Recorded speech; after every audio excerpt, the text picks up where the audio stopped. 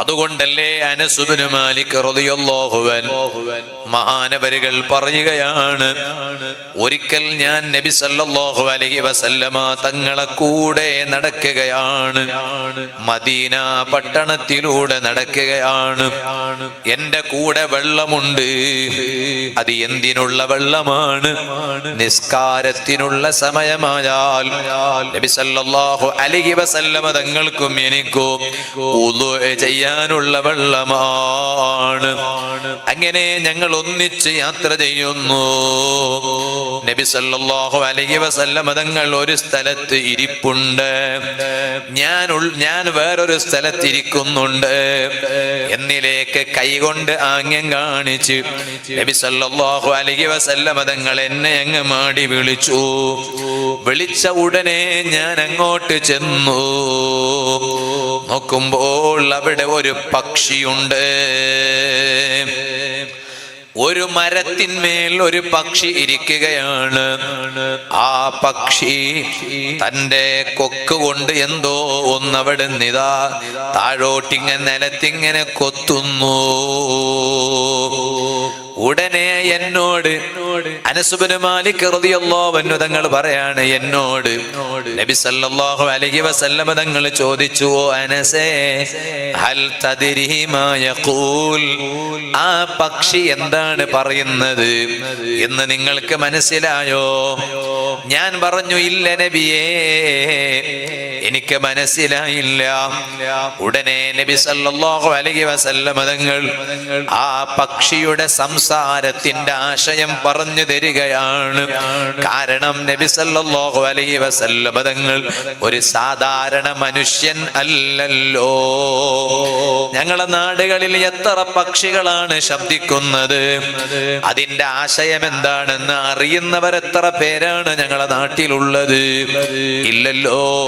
കാരണം ഞങ്ങൾക്ക് അതിനെ കുറിച്ച് അറിയില്ല. ഞങ്ങള് സാധാരണക്കാരാണ്. ഹബീബായ നബി സല്ലല്ലാഹു അലൈഹി വസല്ലമ തങ്ങൾക്ക് ഞങ്ങളെക്കാളെല്ലാം അല്ലാഹു തആല അറിയിച്ചു കൊടുത്തിട്ടുണ്ട്. കൂട്ടത്തിൽ പക്ഷിയുടെ സംസാര ആശയം എന്താണ് അതും അറിയിച്ചു കൊടുത്തിട്ടുണ്ട്. എന്നിട്ട് അനസ് ഇബ്നു മാലിക് റളിയല്ലാഹു അൻഹു തങ്ങളോട് പറയാണ്, ആ പക്ഷി എന്താണ് പറഞ്ഞത്? അല്ലാഹുമ്മ അൻതൽ അദുലുല്ലദീ ലാ തജൂർ, അല്ലാഹുവേ, ഒരിക്കലും അക്രമിക്കാത്ത നീതിമാനാണല്ലോ നീ അക്രമം കാണിക്കാത്ത നീതിമാനാണ്. എനിക്ക് കണ്ണ് കാണുന്നില്ല, എന്റെ കണ്ണിന്റെ കാഴ്ചയും നീ തിരിച്ചെടുത്തിട്ടുണ്ട്. ഇപ്പോൾ എനിക്കിവിടെ ഒരു സങ്കടമുണ്ട്, എനിക്ക് വല്ലാതെ വിശക്കുന്നുണ്ട്. അതുകൊണ്ട് എന്റെ സങ്കടം നിന്നോടല്ലാതെ പറയാനില്ല. ഫാതുഇംനീ, നീ എനിക്ക് ഭക്ഷണം തരണേ. ഈ പക്ഷിയുടെ സംസാരത്തിന്റെ ആശയം അതാണ്. ഉടനെ ചരിത്രത്തിൽ കാണാം, അനസ് ഇബ്നു മാലിക് റളിയല്ലാഹു അൻഹു പറയാണ്, അപ്പോഴേക്ക് വേറൊരു പക്ഷി അവിടെ പറന്നു വന്നു. ആ പക്ഷിയും ഇതുപോലെ തന്റെ ഈ കൊക്ക് കൊണ്ട് എന്തോ ഒന്നവിടെ കാണിക്കുന്നുണ്ട്. അപ്പൊ നബി സല്ലല്ലാഹു അലൈഹി വസല്ലം തങ്ങൾ ചോദിച്ചു, അതദ്രി മാ യഖൂൽ, നേരത്തെയുള്ള പക്ഷി സംസാരിച്ചപ്പോ എന്താണെന്ന് മനസ്സിലായില്ലല്ലോ അനസേ റളിയല്ലാഹു അൻഹു, ഈ പക്ഷിയുടെ സംസാരത്തിന്റെ ആശയം മനസ്സിലായോ? അനസ് റളിയല്ലാഹു അൻഹു പറയാണ്, ഞാൻ പറഞ്ഞു ഇല്ല നബിയെ, അതും മനസ്സിലായില്ല, ഇതും മനസ്സിലായില്ല. അപ്പൊ നബി സല്ലല്ലാഹു അലൈഹി വസല്ലം തങ്ങൾ പറയാണ്, രണ്ടാമത്തെ പക്ഷി സംസാരിച്ചതിന്റെ ആശയം, മൻ തവക്കല അലല്ലാഹി കഫാഹു വമൻ ദക്കറഹു ലാ യൻസാഹു. എന്തെങ്കിലും ഒരു വിഷയങ്ങൾ വരുമ്പോൾ അല്ലാഹുവിന്റെ മേൽ ബരമേൽപ്പിച്ച് തവക്കുൽ ചെയ്ത് ജീവിക്കുന്നവരാരാണോ അവർക്ക് അല്ലാഹു തആല മതി. പിന്നെ അവരുടെ സങ്കടം അതേ ജനങ്ങളോട് പറയേണ്ട ആവശ്യമില്ല. വമൻ ദക്കറഹു ലാ യൻസാഹു, ആരാണ് അല്ലാഹുവിനെ ഓർത്ത് ജീവിക്കുന്നത്, ആ റബ്ബിനെ ഓർത്ത് ജീവിക്കുന്നവരെ അല്ലാഹു അവർ അല്ലാഹുവിനെ മറക്കും. എപ്പോഴും അല്ലാഹുവിനെ ഓർത്തു ജീവിക്കുന്നവർ ഒരിക്കലും അവർ അല്ലാഹുവിനെ മറക്കൂല.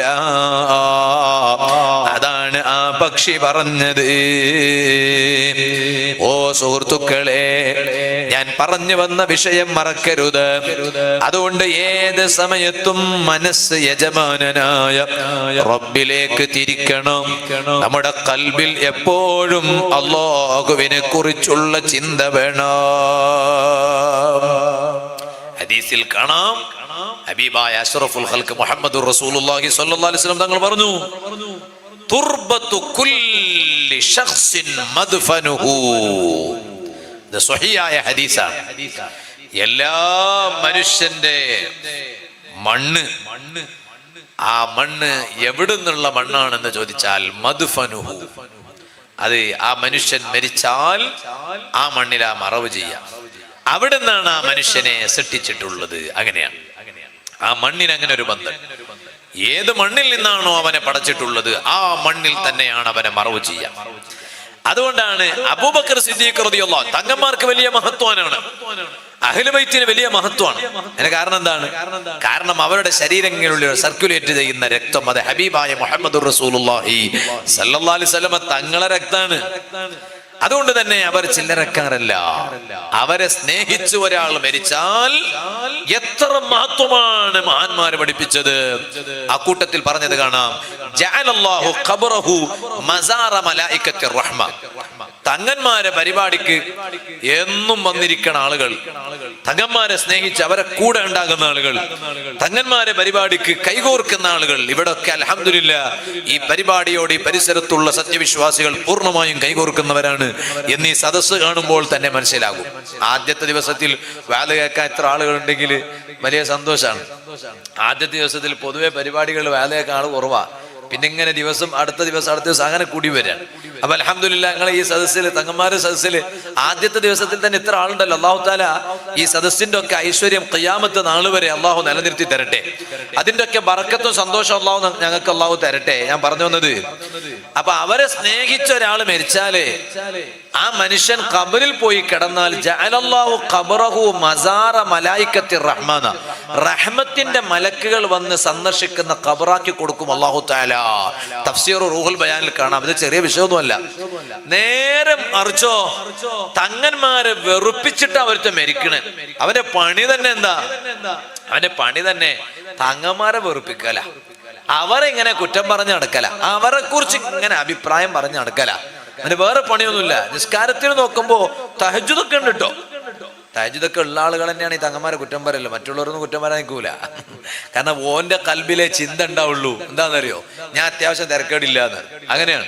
പിന്നെ ഒന്നിനും കൊള്ളാത്തവനാണെങ്കിൽ അവൻ ചിന്തിക്കും എന്റെ അടുത്ത് തഹജ്ജുദ് പോലും ഇല്ല, പിന്നെ ഞാൻ എങ്ങനെ തങ്ങന്മാരെ കുറ്റം പറയും? അതുകൊണ്ട് അത്യാവശ്യമൊക്കെ നിസ്കാരം ഓത്തൊക്കെ ഉള്ളവൻ തന്നെയാണ് പലപ്പോഴും അഹ്ലു ബൈത്തിനെ കുറിച്ച് അഭിപ്രായം പറഞ്ഞു നടക്കുന്നവൻ. അപ്പൊ വെറുതെ ഒന്നല്ല ഞാൻ പറഞ്ഞേ. അങ്ങനെ കുറ്റം പറഞ്ഞിങ്ങനെ നടന്ന് ആയുഷ കഴിച്ച് അവസാനം ഒരു ദിവസം മരിച്ചു. എന്നാല് മഹാന്മാരെന്താ പറഞ്ഞെന്നറിയോ?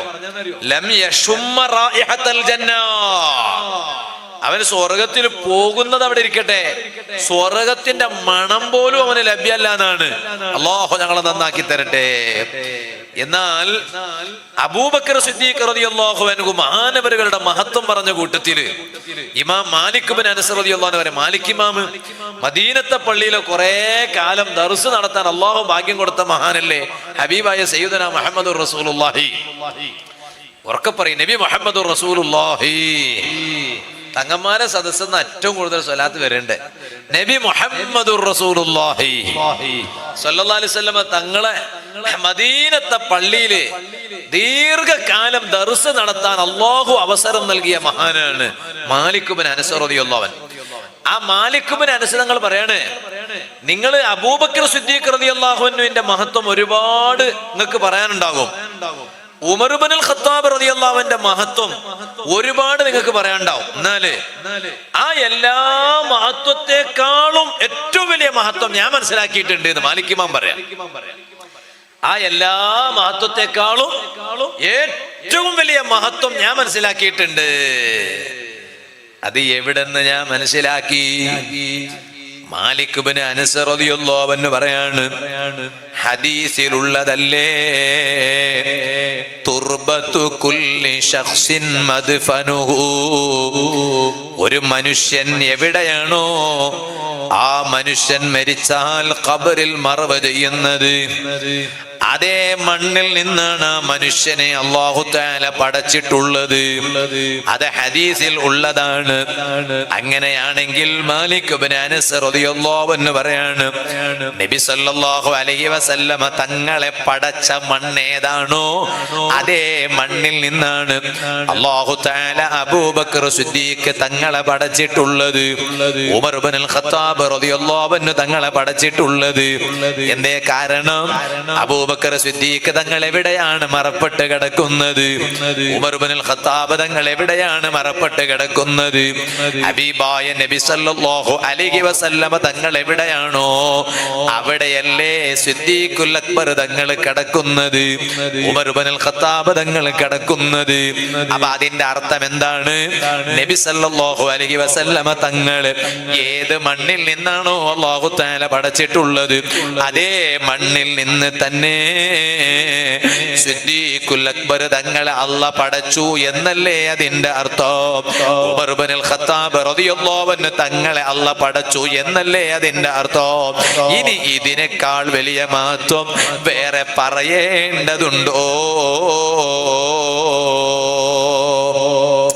മാലിക് ഇബ്നു അനസ് റളിയല്ലാഹു അൻഹു തങ്ങൾ പറയുകയാണ്, ഇരിക്കട്ടെ, ഞാൻ പറഞ്ഞു വന്നത് എല്ലാരും ഒരുപോലെയല്ല, എല്ലാ ദിവസങ്ങൾ ഒരുപോലെയല്ല, എല്ലാ സ്ഥലങ്ങൾ ഒരുപോലെയല്ല, എല്ലാ ദിവസങ്ങൾ ഒരുപോലെയല്ല.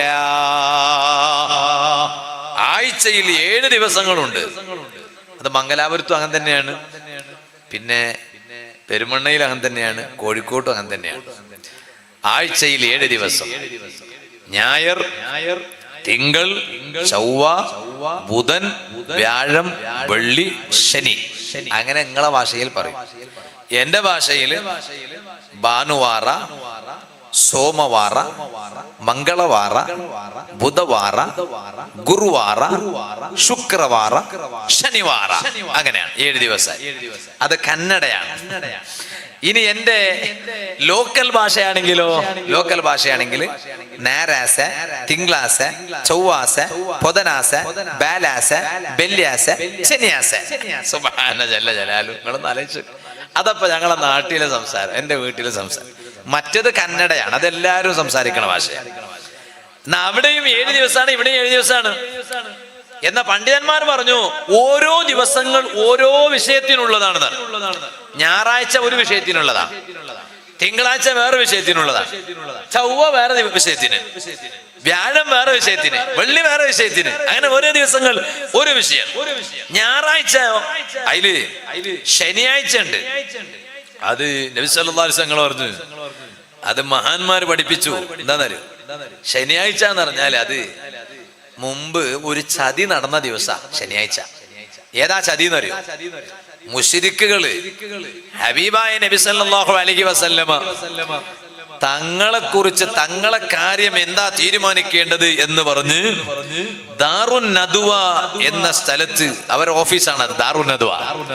അവിടെ തീരുമാനമെടുക്കാൻ വേണ്ടി നബി സല്ലല്ലാഹു അലൈഹി വസല്ലം തങ്ങളെ കൊല്ലുന്നതിനെ കുറിച്ച് തീരുമാനമെടുക്കാൻ വേണ്ടി യോഗം ചേർന്ന ദിവസം അത് ശനിയാഴ്ച ദിവസമാണ്. എന്ന് കരുതിയിട്ട് എല്ലാ ശനിയാഴ്ചയും കുഴപ്പമുള്ള ദിവസമാണ്, അങ്ങനൊന്നുമില്ല കേട്ടോ. അതേ സമയത്ത് അന്ന് അങ്ങനെ ഒരു പറ്റിക്കൽ നടന്നിട്ടുണ്ട്. അങ്ങനെ ഇപ്പോ ഞങ്ങളെ വീടുകളിൽ എന്നും പറ്റിക്കൽ നടക്കുന്ന ദിവസമാണ്. എന്താ കാരണം? ഭാര്യ ഭർത്താവിനെ പറ്റിക്കുന്നു, ഭർത്താവ് ഭാര്യയെ പറ്റിക്കുന്നു. അങ്ങനെ നോക്കിയാൽ പിന്നെ ഒരു നല്ല കാര്യവും ഒരു ദിവസവും നടത്താനുണ്ടാവില്ല.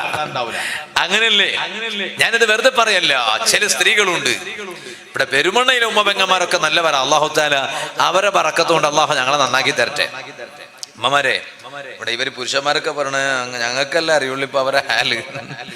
ഒറ്റൊന്നും ആമീൻ പറയണില്ല. കണ്ട, അവരെ ബറക്കത്തുകൊണ്ട് അല്ലാഹു ഞങ്ങളെ നന്നാക്കി തരട്ടെ എന്ന് പറഞ്ഞാൽ ആ ദുആക്ക് ഇജാബത്ത് കിട്ടൂല എന്ന് അറിയാൻ കരുതിയിട്ടല്ലേ? അല്ലേ?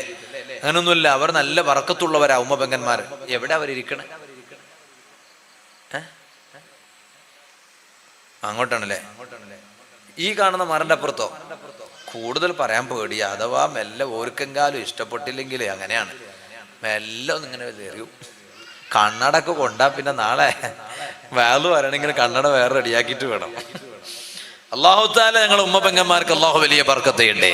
ഞാൻ പറഞ്ഞത് അങ്ങനെ ഞങ്ങളത് വീട്ടിലൊക്കെ എപ്പോഴും നോക്കാൻ പറ്റിക്കല്ലേ. ചില ഉമ്മമാരുണ്ട്, ഞാന് വളരെ സങ്കടത്തോട് ഞാൻ പറയാണ്, ഇബാദത്ത് വേണ്ട നല്ല വേണം, അതെല്ലാം ഉണ്ടാകുന്നതോടൊപ്പം ഓ ഉമ്മമാരെ, മകന്റെ ഭാര്യയെ സ്നേഹിക്കാൻ നിങ്ങൾക്ക് കഴിയണം. ഓ സഹോദരിമാരെ, ഭർത്താവിന്റെ ഉമ്മാനെ നന്നായി ബഹുമാനിക്കാൻ കഴിയണം. എല്ലാം തികഞ്ഞവർ ആരും ഇവിടെ ഇല്ല. ഒരു കുറവുമില്ലാത്ത അമ്മായിമ്മ വേണമെന്ന് ഒരു മരുമകൾ തീരുമാനിച്ചാൽ ഈ ദുനിയാവിൽ അവൾക്ക് കല്യാണമുണ്ടാകൂല. ഒരു കുറവുമില്ലാത്ത ന്യൂനതയില്ലാത്ത മരുമകളാണ് എന്റെ മകന് ഭാര്യ, അങ്ങനെയാണ് വേണ്ടതെന്ന് ഒരു ഭർത്താവിന്റെ ഉമ്മ തീരുമാനിച്ചാൽ സുബ്ഹാനല്ലാഹ്, ആ ഉമ്മാക്ക് ഈ ദുനിയാവിൽ ഒരു മരുമകളെ കിട്ടൂല. ഇത് ദുനിയാവാണ്. ഇവിടെ ന്യൂനതകൾ ഉണ്ടായേക്കാം, കുറവുകൾ ഉണ്ടായേക്കാം. പക്ഷേ അതെല്ലാം പരസ്പരം ചർച്ച ചെയ്ത് പരിഹരിച്ചു കൊണ്ടുപോകേണ്ടതാണ്. അല്ലാതെ സ്വന്തം മരുമകളെ മകളെ പോലെ കാണാനുള്ള വിശാലമായ മനസ്സില്ലാത്ത ഉമ്മമാര് എത്ര നിസ്കരിച്ചിട്ട് എന്താ കാര്യം, എത്ര നോമ്പെടുത്തിട്ട് എന്താ കാര്യം, കുറെ ഖുർആൻ ഓതിയിട്ട് എന്താ കാര്യം? ഇല്ലാ മൻ അത്തല്ലാഹ ബിഖൽബിൻ സലീം. പടച്ച റബ്ബിന്റെ അരികിൽ ചെല്ലുമ്പോൾ രക്ഷപ്പെടുന്നതാരാണെന്ന് ഖുർആൻ പറഞ്ഞിട്ടില്ലേ ഉമ്മമാരെ?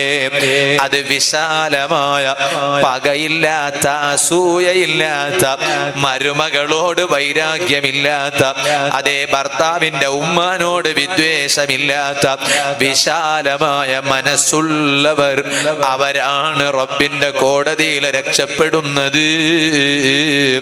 ഇത് പരിശുദ്ധ ഖുർആനിൽ അല്ലാഹ് പറഞ്ഞതല്ലേ.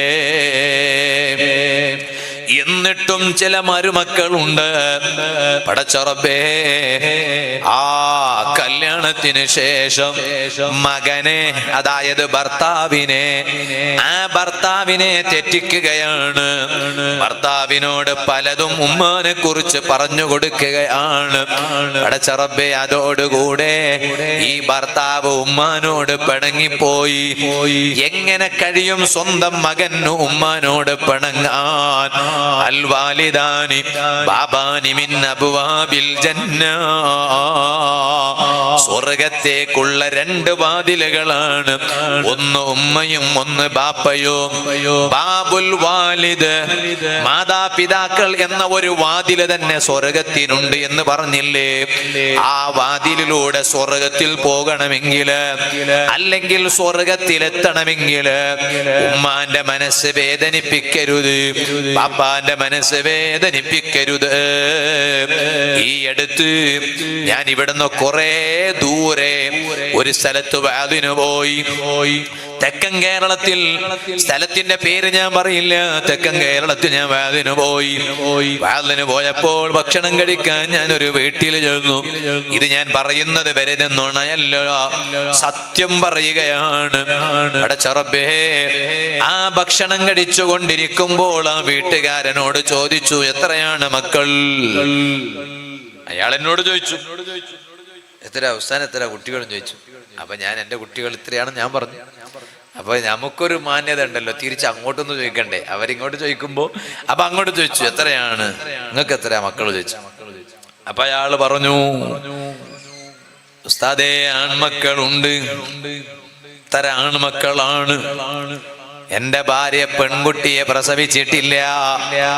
ആ വീട്ടുകാരൻ എന്നോട് പറയാണ്, അപ്പൊ ഞങ്ങൾക്കൊരു സമാധാനമുണ്ടായിരുന്നു. എന്താണ് സമാധാനം?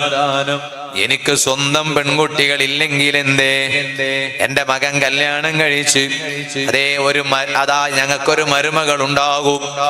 അവരിലൂടെ ഞങ്ങൾക്ക് ലഭിക്കുന്ന പേരമക്കൾ പെൺകുട്ടികളായാൽ അൽഹംദുലില്ലാ വലിയ സന്തോഷമല്ലേ. ഞങ്ങൾക്കിനി പ്രായമായി, ഞങ്ങൾക്കിനി അതേ പ്രതീക്ഷയല്ലേ ഉള്ളൂ. പക്ഷേ ഉസ്താദേ, പറഞ്ഞതുപോലെ എന്റെ മകന്റെ കല്യാണം നടന്നു. അതിലൂടെ അല്ലാഹു തആല അവർക്കൊരു കുഞ്ഞിനെ കൊടുത്തു, പെൺകുഞ്ഞാണ്. ഞാനും എന്റെ ഭാര്യയും വല്ലാതെ സന്തോഷിച്ചു പോയി.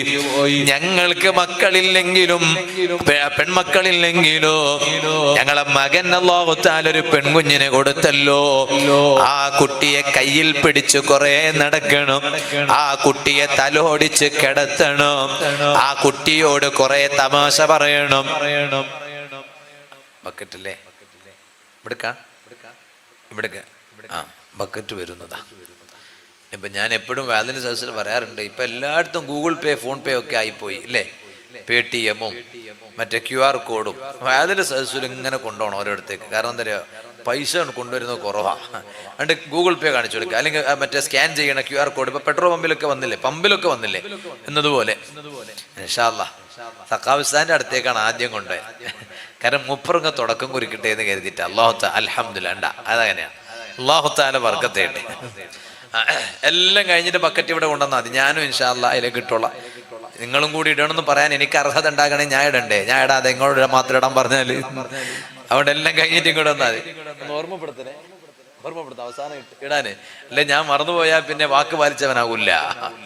അപ്പൊ അതുകൊണ്ട് എല്ലാരും സഹായിക്കുക. അപ്പൊ സ്ത്രീകളുടെ ഭാഗത്ത് പോയോ? ബക്കറ്റ് പോയോ നിങ്ങളപ്പ പോയി? അൽഹംദുലില്ലാ. അപ്പൊ പിന്നെ വാലിനൊന്നും മുടക്ക് വരണ്ടെന്ന് കരുതിയിട്ടാണ് അതൊന്നും പറയാത്തത്. അങ്ങനെയാണ്. കാരണം ഇത് പൈസ ഉണ്ടാക്കുന്ന പരിപാടി ഒന്നുമല്ലല്ലോ. ഈ പരിപാടിക്ക് ഒരുപാട് ചെലവുകൾ വരും, അതിനൊരുപാട് ആളുകൾ സഹായിച്ചിട്ടുണ്ടാകും. അല്ലാഹു അവർക്കെല്ലാം അതിൻ്റെതായ ബറക്കത്ത് ദുനിയാവിലും ആഖിറത്തിലും അല്ലാഹു തരട്ടെ. ഞാൻ പറഞ്ഞ വിഷയം മറക്കണ്ട, ഞാൻ പറഞ്ഞു വന്നത്. അപ്പൊ അയാൾ പറയാണ് അങ്ങനെ വലിയ ആഗ്രഹം ഉണ്ടായിരുന്നു. പേരക്കുട്ടി ഒരു പെൺകുട്ടിയാണല്ലോ, തലോടിച്ച് ഉറക്കണം, തമാശ പറയണം, കുശാല പറയണം. പക്ഷേ അതിനൊന്നും ഞങ്ങളെ മരുമകൾ ഞങ്ങൾക്ക് അവസരം തന്നില്ല ഉസ്താദേ. പ്രായമുള്ള ബാപ്പ എന്ന് പറഞ്ഞപ്പോൾ, ഓ ഉമ്മമാരെ, സഹോദരിമാരെ, എൻ്റെ മനസ്സ് വല്ലാതെ വേദനിച്ചു പോയി. ഞാനിത് വെറുതെ പറയുകയല്ല. അപ്പൊ ഞാൻ ചോദിച്ചു, ഇപ്പൊ മകനും മകന്റെ കുടുംബം എവിടെയാണ്? അപ്പൊ ഈ ബാപ്പ പറയാണ്, അവൻ ഭാര്യ വീട്ടിലോ എവിടെയോ പോയി താമസിക്കുകയാണ്. അവൻക്കിപ്പൊ ഉമ്മാനെ വിളിച്ച് സംസാരിക്കാന് തോന്നുന്നില്ല, ഉമ്മ എങ്ങനെയുണ്ട് എന്ന് ചോദിക്കാന് തോന്നുന്നില്ല, ബാപ്പയായ എന്നെ വിളിച്ച് സംസാരിക്കാന് തോന്നുന്നില്ല. ചോദിക്കട്ടെ ഉമ്മമാരെ, സഹോദരിമാരെ, അതൊരു നല്ല പരിപാടിയാണോ? ഒരു നല്ല കാര്യമാണോ? കല്യാണത്തിന് മുമ്പ് ആ ഉമ്മയും മകനും, ആ ബാപ്പയും മകനും എത്ര നല്ല സ്നേഹത്തിലായിരുന്നു, എത്ര നല്ല സന്തോഷത്തിലായിരുന്നു. പക്ഷേ ആ സന്തോഷം മുഴുവനും പെണ്ണാകുന്ന നീ അവരെ ജീവിതത്തിൽ കയറി ചെന്ന് ചെല്ലുന്നതിലൂടെ തകർത്ത് കളഞ്ഞില്ലേ മോളെ? അതുകൊണ്ട് വേഗം നന്നാകണേ. ആ സംഭവം കേട്ടതിന് ശേഷം ഞാൻ വാലു പറഞ്ഞു. അതേ നാട്ടിൽ തന്നെ ഞാൻ വാലു പറഞ്ഞു. ആ വാലു ലൈവിൽ കാണും, യൂട്യൂബിൽ കാണും. ഞാൻ അവിടെ വാലു പറഞ്ഞു. എത്രയോ ഇതുപോലെ വാലു കേട്ട് നന്നായവരുണ്ട്. പിന്നെ കൽബ് ചത്തുപോയ ആളുകൾ, കൽബ് കറുത്തിരുണ്ട് കേടായി പോയവർ ഒരിക്കലും ഈമാന് കയറൂല. ചില കൽബുകളെ അല്ലാഹു പറഞ്ഞില്ലേ, ഖതമല്ലാഹു അലാ ഖുലൂബിഹിം, അവരുടെ കൽബുകൾക്ക് അല്ലാഹു സീൽ വെച്ചു പോയി എന്ന് പറഞ്ഞില്ലേ. അവരെത്ര വാല് കേട്ടാലും അവർക്കൊരു മാറ്റമുണ്ടാകൂല. എത്ര വാല് കേട്ടാലും അവര് നന്നാകൂല. അവരുടെ ജീവിതത്തിൽ ഒരു ചേഞ്ചസ് വരൂല. ഞാൻ എൻ്റെ ഉമ്മ പെങ്ങന്മാരോട് പറയട്ടെ, പാടില്ല. ഒരിക്കലും നിങ്ങളുടെ ഭർത്താവിനെയും ഭർത്താവിന്റെ ഉമ്മാനെയും തമ്മിലടിപ്പിക്കരുത്. അങ്ങനെ ആയാൽ എന്താണ് സംഭവിക്കുക എന്നറിയോ? പിന്നീട് ഒരു കാലം വരാനുണ്ട്. അന്ന് നിങ്ങളുടെ മകന്റെ കല്യാണം നടക്കുന്നു, നിങ്ങൾക്കൊരു മരുമകൾ വരുന്നു. ആ മരുമകൾ നിങ്ങളുടെ മകനെയും നിങ്ങളെയും തമ്മിൽ തെറ്റിക്കുന്നു. അത് എന്തിന്റെ പ്രതിവിധിയാണ്? അത് നിങ്ങളെ ഭർത്താവിനെയും ഭർത്താവിന്റെ ഉമ്മാനെയും തമ്മിൽ തെറ്റിച്ചില്ലേ, അതിന് അല്ലാഹു തആല ദുനിയാവിൽ നിങ്ങൾക്ക് തരുന്ന ശിക്ഷയാണ്. അതിന്റെ പേരിൽ കാലാകാലം നിങ്ങളെ മനസ്സ് വേദനിക്കുന്നു, നിങ്ങൾ പ്രയാസപ്പെടുന്നു. അതുകൊണ്ട് ഒരിക്കലും ഈ താഴ്ന്ന പണിക്ക് നിങ്ങൾ ഇറങ്ങിത്തിരിക്കരുത്. ഇത് ഞാൻ എൻ്റെ വാദ കേൾക്കുന്ന സഹോദരിമാരോട് പറയട്ടെ. ഇരിക്കട്ടെ, ഞാൻ പറഞ്ഞ വിഷയത്തിലേക്ക് മടങ്ങാണ്. ഞാൻ പറഞ്ഞു വന്ന വിഷയം മറക്കരുത്. ഞാൻ പറഞ്ഞ വിഷയം മറക്കാൻ പാടില്ല. ഓരോ ദിവസത്തിനും ഓരോ പ്രത്യേകതയാണ്.